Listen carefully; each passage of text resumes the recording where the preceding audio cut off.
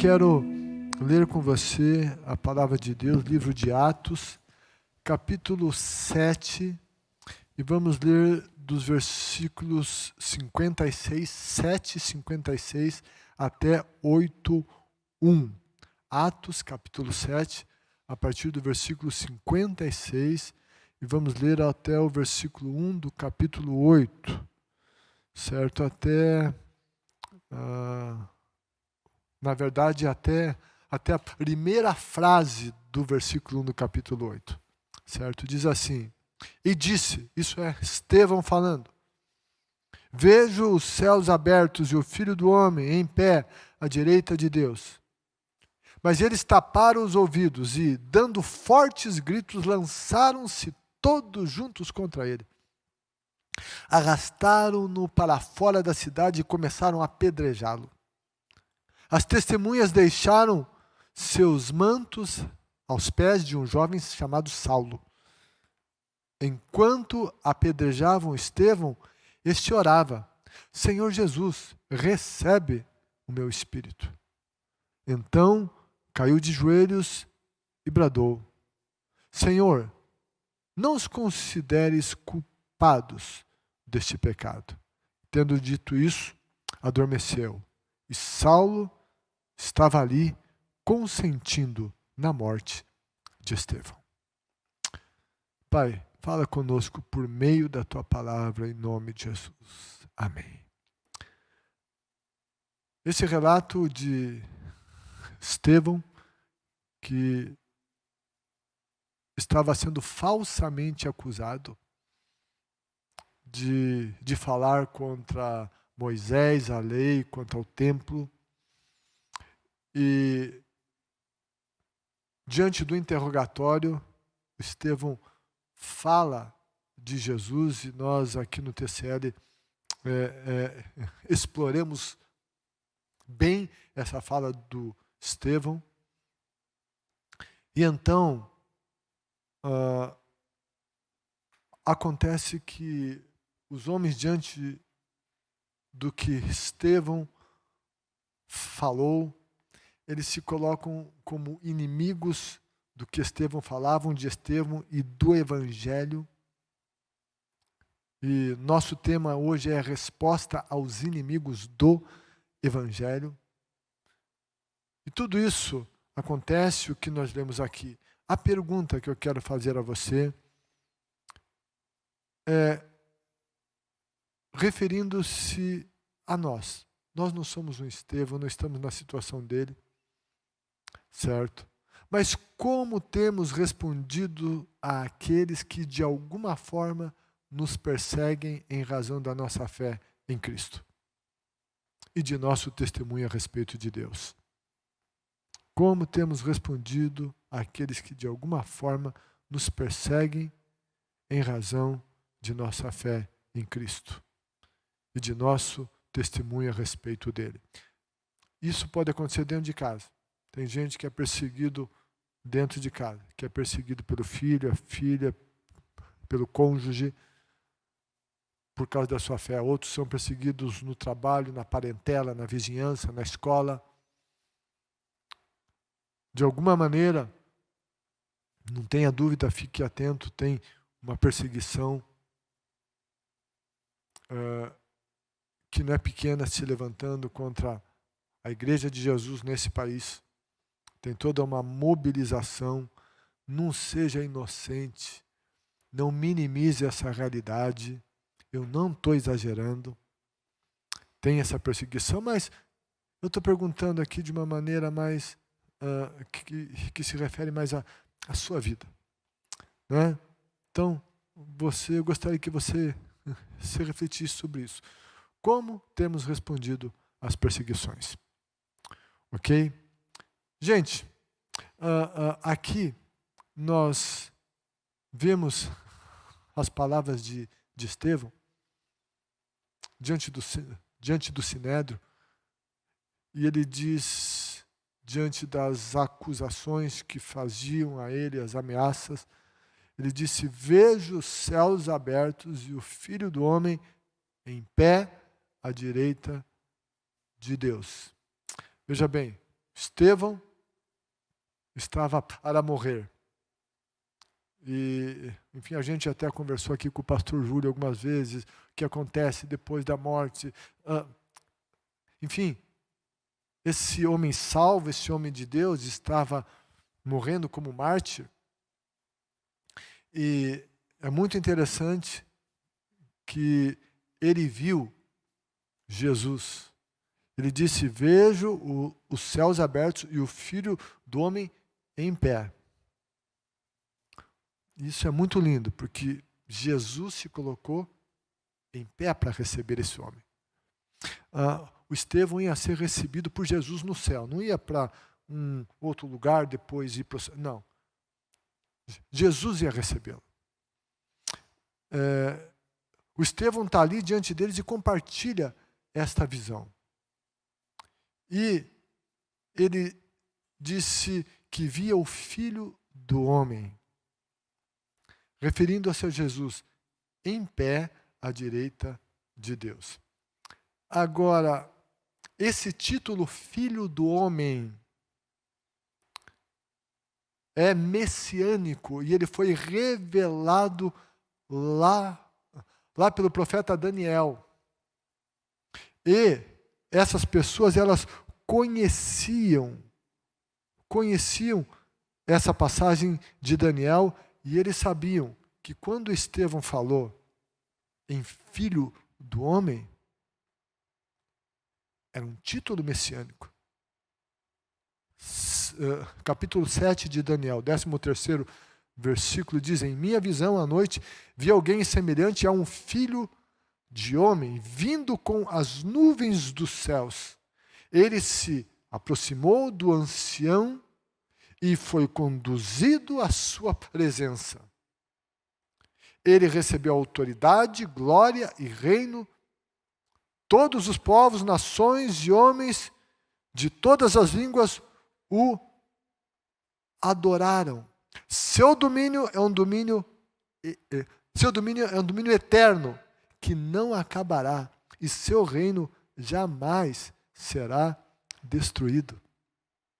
Então, quando tem essa expressão Filho do Homem, e Jesus, ele falou de si mesmo como Filho do Homem, se referia a si mesmo como Filho do Homem. Se você ler Mateus 8:20, Mateus 9:6, Mateus 10:23, Mateus 11, versículo 19, você vai ver Jesus se referindo a ele mesmo como Filho do Homem. Jesus estava dizendo: eu sou Messias.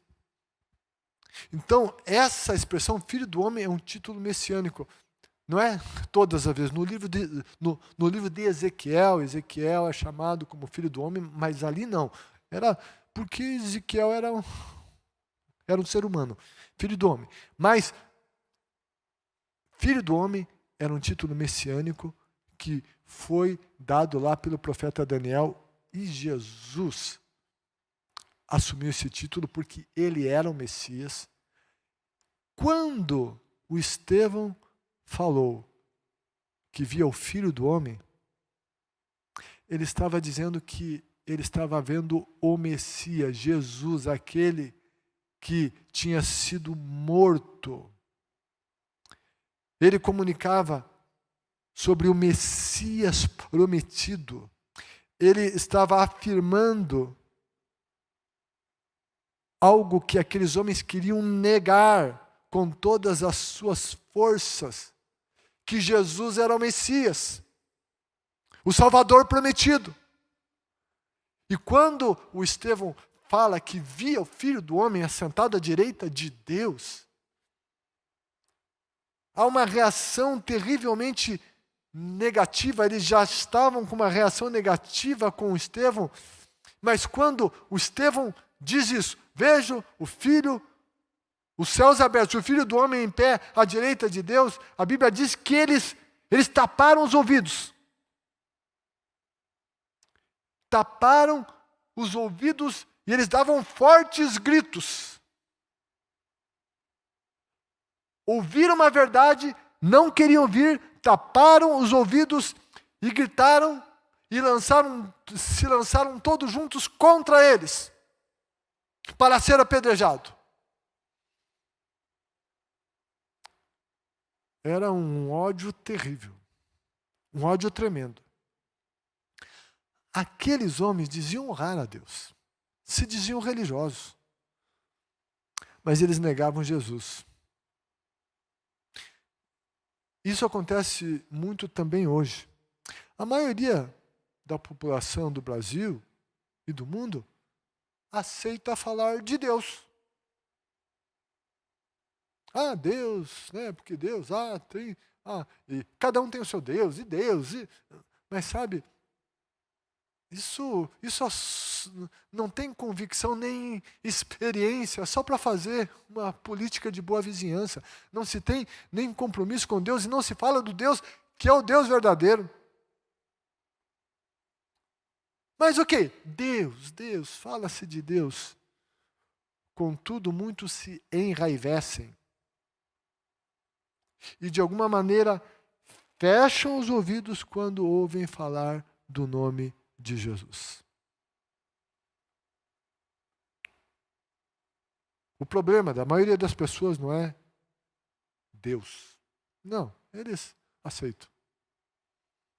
Alguns não, mas boa parte aceita. Mas quando vem Jesus, daí tem alguns que já ficam mais ariscos. Mas Jesus disse em João 14,6 que ninguém vem ao Pai se não for por Ele. E no mesmo Evangelho de João, capítulo 15, versículo 23, Jesus diz: aquele que me odeia, também odeia meu Pai. O apóstolo Pedro, em Atos 4,12, ele declarou que não há salvação em nenhum outro, pois debaixo do céu não há nenhum outro nome dado aos homens pelo qual devamos ser salvos. Não adianta falar em Deus se não houver Jesus na vida, no discurso, como realidade da sua vida. Sabe, mesmo que a princípio muitos rejeitem o nome e a pessoa de Cristo, ele precisa ser anunciado. Falemos em Deus, mas falemos em Jesus. Mesmo que as pessoas rejeitem Jesus, achem que não, mas ele precisa ser anunciado. Pois sem ele não há como alguém ser salvo. Não tem salvação sem Jesus. Foi ele, o único perfeito. O único que não teve pecados. Foi ele que morreu pelos nossos pecados. É o sangue dele que nos purifica. Ele disse: eu sou o caminho, a verdade e a vida. Ninguém vem ao Pai se não for por mim. É Jesus. Aqueles que dizem: eu não gosto de Jesus, gosto de Deus. Jesus disse assim: aquele que me odeia, também odeia meu Pai.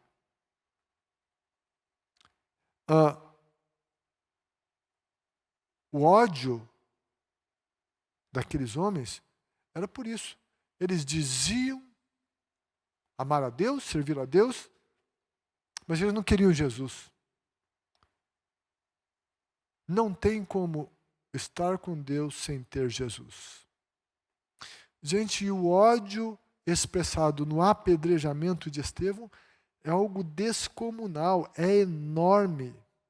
O que houve com o Estevão não foi um apedrejamento, foi um verdadeiro linchamento. O Sinédrio, esse STF dos judeus, certo? Não do Império Romano, ali dos judeus, sabe, eles não tinham autoridade para determinar a pena de morte. Porque eles estavam debaixo da autoridade do Império Romano. Eles não tinham autorização para determinar a morte de ninguém, a não ser que houvesse a anuência das autoridades romanas. Evangelho de João, capítulo 18, versículo número 31, na morte de Jesus, quando eles levam Jesus diante de Pilatos, eles dizem, esse homem é digno de morte. Mas daí eles dizem, nós não podemos, nós precisamos que você libere essa pena de morte sobre Jesus. Ou seja, o Sinédrio não tinha autoridade para mandar matar. Mas sabe o que provavelmente aconteceu ali, naquele, entre aspas, julgamento? Foi uma histeria que foi provocada por um ódio coletivo, que deixou a situação incontrolável. E o texto, ele nos dá aqui algumas coisas muito interessantes, algumas informações muito interessantes. E o que houve foi muito violento. Quando eles ouviram o discurso do Estevão e falar que ele via o Filho do Homem assentado à direita de Deus, eles fecharam os ouvidos e eles gritaram e eles foram para cima do Estevão com tanto ódio e o arrastaram para fora da cidade, e daí vai dizer que eles colocaram as suas roupas. O texto diz que eles deixaram os seus mantos aos pés de um jovem chamado Saulo. Embora não dá para se afirmar categoricamente, mas o que provavelmente aconteceu aqui é que esses homens estavam com tanto ódio, que eles queriam tanto apedrejar o Estevão, que para que ficassem mais livres, sentissem menos calor, eles tiraram os seus mantos e deixaram aos pés de Saulo, para que eles tivessem mais mobilidade para apedrejar o Estevão. O que eles lançaram não foram apenas as pedras, mas sim muito ódio. Muito ódio. Quando o ódio, ele se apossa de alguém, essa pessoa não tem raciocínio lógico, ela vai perder todo o seu raciocínio lógico. Não adianta você querer discutir ou trocar uma ideia ou dizer algo diferente a alguém que está diante de você que está carregado de ódio. Algumas vezes, mesmo em conversas e até em aconselhamentos, houve momentos que eu estava conversando com a pessoa e a pessoa infla de ódio, os olhos estão carregados de ódio. E aquela pessoa começa a falar, sabe de uma coisa? Nada que eu disser para ela vai mudar. Ela não está disposta. O ódio cega. Cega. Se você estiver conversando com uma pessoa carregada de ódio, não tem conversa, não tem comunicação.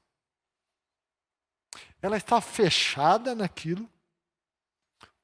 Pode haver os argumentos mais convincentes do mundo, nada vai convencer, nenhum raciocínio lógico vai mudar a vida dela. Sabe? E naquele ódio, às vezes, vem força maligna, demônio, para segurar a pessoa naquele ódio. Uma pessoa com ódio não pensa, e não adianta discutir com ela. Se você achar conveniente, ora a Deus e veja, e se for para mexer em determinado assunto, que seja em algum momento que essa pessoa não esteja ungida malignamente com ódio. Porque o ódio não deixa essa pessoa pensar. A pessoa com ódio, ela é absoluta nas suas razões e não tem o que tire. Eu estou falando de outras pessoas com ódio, mas, sabe, a gente tem que cuidar com a gente. A mesma coisa acontece. Se eu me deixar tomar pelo ódio, eu não vou respeitar, não vou conseguir ouvir o que os outros dizem. Tem muito casal que se separa por causa disso. É ódio. Então, não tem comunicação. Se eu me encho de ódio, eu não vou conseguir me comunicar com ninguém. Sabe? E todas as atitudes, de alguma maneira, serão violentas. E aqui, nessa passagem, fica bem nítida essa questão do ódio. Vamos aprender uma lição aqui. Eu e você temos que nos livrar do ódio. Se nós assumirmos ódio e não quisermos ficar livres dele, sabe, nós não vamos ouvir o Espírito Santo. O que Jesus disse? Aquele que tem ouvidos, ouça o que o Espírito diz às igrejas. Mas se alguém está carregado de ódio, se você está com ódio, é preciso ir para Deus, é preciso perdoar. É preciso ficar livre desse ódio para poder ouvir Deus. Quem sabe anos. Deus, quem sabe, até esteja falando, mas você não tem ouvido. Porque o ódio te toma. O ódio leva você, quem sabe, a alguns comportamentos absurdos, destrutivos. Era o comportamento dessa multidão. Sabe, e esse ódio e essa de arrastar o Estevão, de colocar a roupa no chão e com tudo, isso é impressionante. Mas o mais impressionante dessa passagem, o mais impressionante nem é o ódio deles, mas foi a maneira como Estevão respondeu. Respondeu a tamanho ódio e injustiça.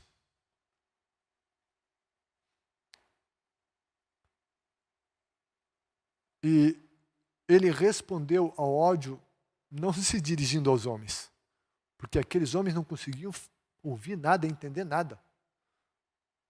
Repito, quem está tomado com ódio não entende, não vai entender. Mas como que o Estevão respondeu ao ódio daqueles homens? Não foi falando a eles, embora eles ouviram, mas o Estevão seguiu o modelo de Cristo. E obedeceu às instruções de Jesus até as últimas consequências. Isso é o mais impressionante dessa passagem, ao menos para mim. Estevão respondeu a tamanho ódio e injustiça. Como ele respondeu? Ele respondeu seguindo o modelo de Cristo, obedeceu às suas instruções até as últimas consequências. O que aconteceu? Enquanto ele estava sendo executado, apedrejado, ele orou. Ele orou entregando o seu espírito ao Senhor Jesus. Como Jesus tinha orado, ele disse: Pai, nas tuas mãos eu entrego o meu espírito. Lucas 23, 46. E Estevão entregou o seu espírito a Deus. Em segundo lugar, o Estevão orou de acordo com a instrução de Jesus. Lucas 6, 28, Jesus disse assim: orem por aqueles que os maltratam. O Estevão ficou orando por aqueles homens que estavam carregados de ódio. Ele também seguiu o exemplo da oração de Jesus na cruz. Quando Jesus orou ao Pai e disse: perdoa-lhes, pois não sabem o que estão fazendo. Qual foi a oração de Estevão? Senhor, não os consideres culpados deste pecado. Sabe, quando o Estevão faz essas coisas, ele não está concordando com o erro daqueles homens. Ele não disse: o que vocês estão fazendo está certo, eu concordo. Não. Vocês estão errados, ou seja, vocês estão certos e eu que estou errado. Não.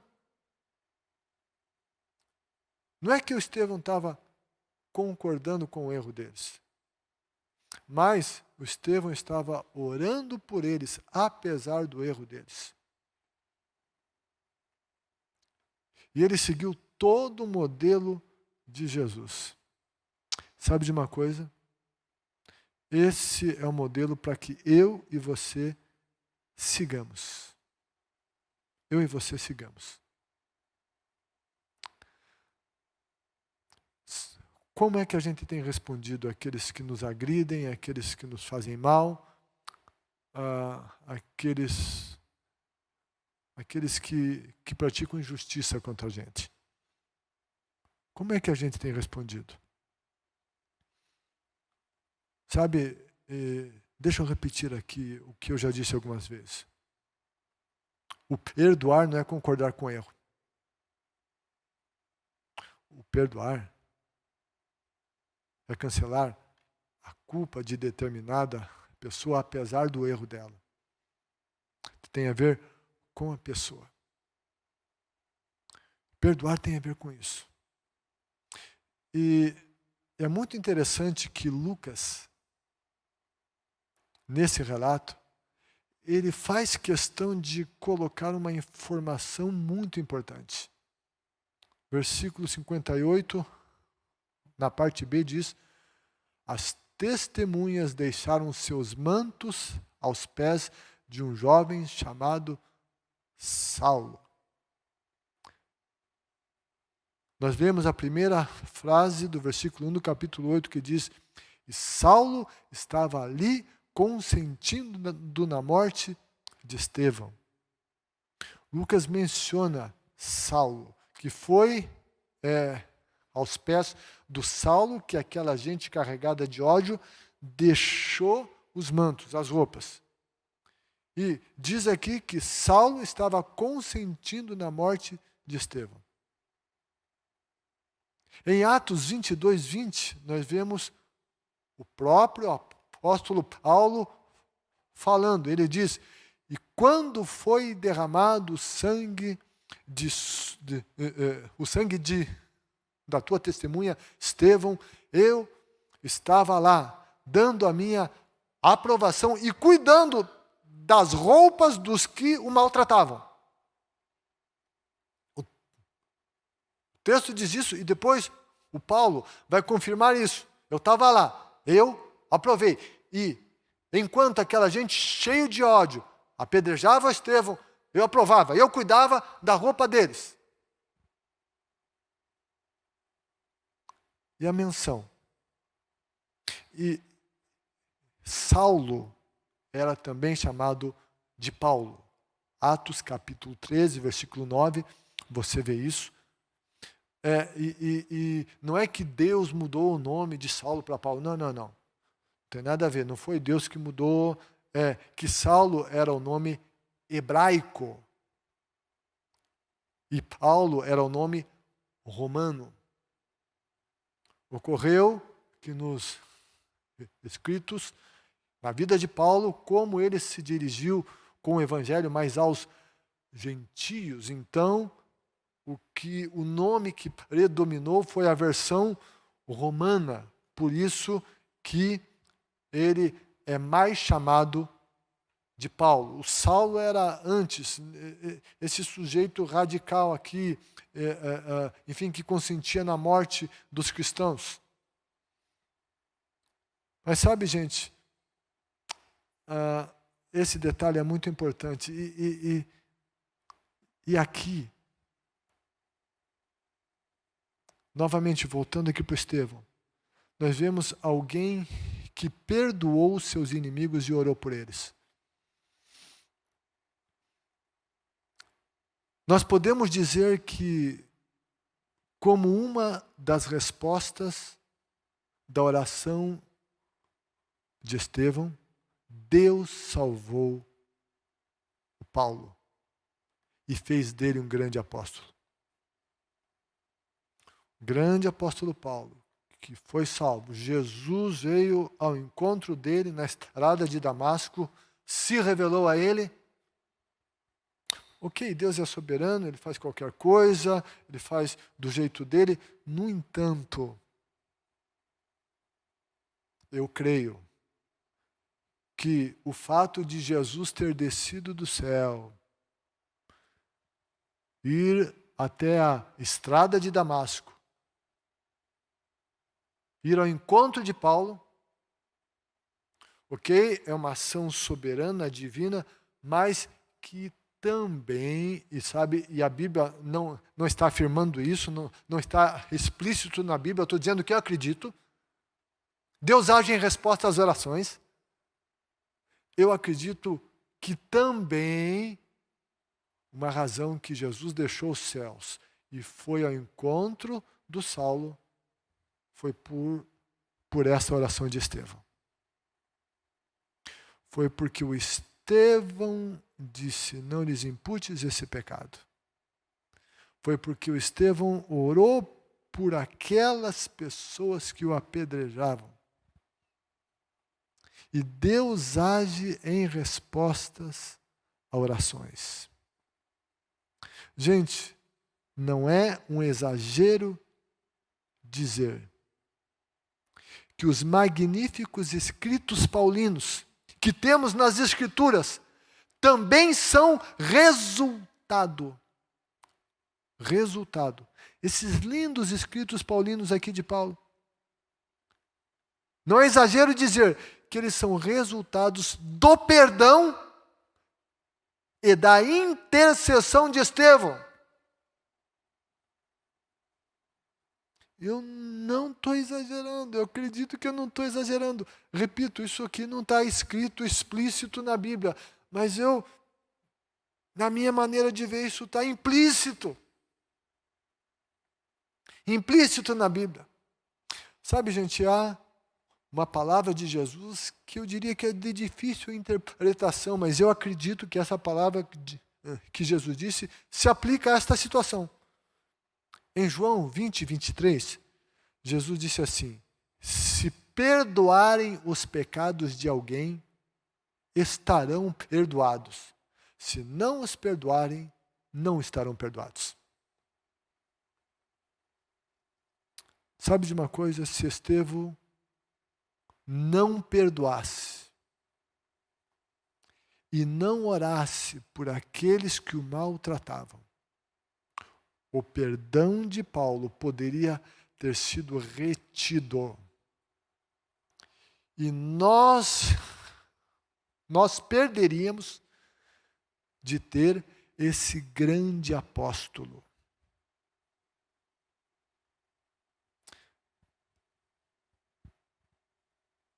Se temos Paulo, se tivermos Paulo, se temos os escritos paulinos, minha maneira de ver, esse Paulo nasceu na oração e no perdão de Estevão. Porque um homem orou por quem os perseguia. Porque um homem liberou o perdão.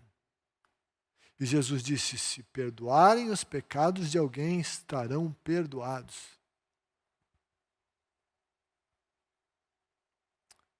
Ok, há várias maneiras de você interpretar esse versículo. Não é que nós tenhamos a condição de perdoar qualquer pecado de qualquer pessoa. Não, não. Isso tem a ver com circunstâncias. O perdão dos pecados de alguém vem quando nós anunciamos o Evangelho, anunciamos Jesus, aquele que perdoa pecados, e então essa pessoa recebe Jesus, os pecados dela são perdoados. Ok, tem esse aspecto.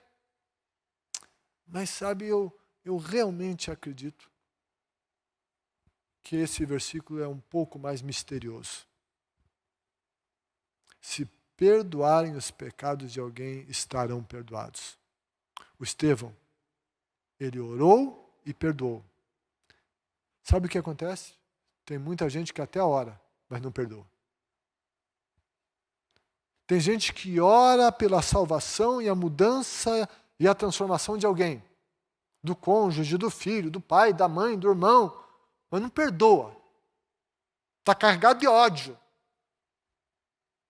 Não perdoa. Ou se não está carregado de ódio, no mínimo tem mágoa lá dentro. Não perdoa. É uma oração sem perdão. Então, essa oração fica muito prejudicada. E um perdão não é liberado. Não é liberado. Eu faço aqui uma última pergunta que vai para o telão. Quantos Paulos têm sido perdidos? Perdidos por falta do perdão. Do perdão e da oração dos cristãos?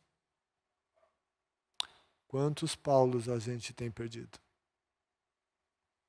Quanta gente que poderia ser gente de valor, salva, gente de valor no reino de Deus, mas talvez nós retivemos esse perdão, não liberamos o perdão.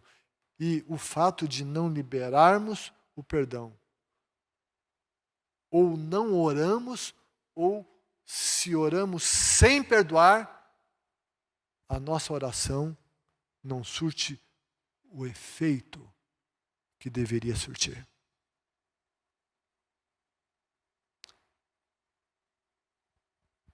Essa palavra ministra muito ao meu coração. O que a gente faz com quem joga pedra em nós? Como a gente responde? Ok, a gente viu Estevão, mas vamos pensar na gente. Quando somos odiados, quando somos apedrejados, quando somos injustiçados. Repito, perdão não é concordar com o erro. Não é isso que eu estou dizendo. O perdão não é dizer que o errado está certo, não. Mas o perdão é, apesar do erro da pessoa, orar pela pessoa, liberá-la daquela culpa e pedir que Deus intervenha, salvando, tocando, abençoando, orando por ela.